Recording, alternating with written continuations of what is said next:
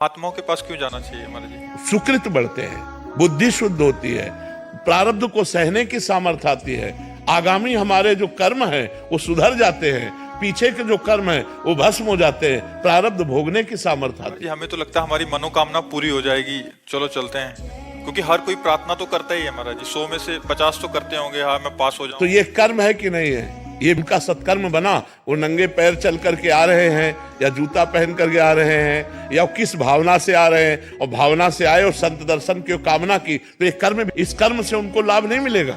मान लो संत दर्श को चालिए तज माया अभिमान, जीव जीव पग आगे बढ़े कोटिन यज्ञ समान।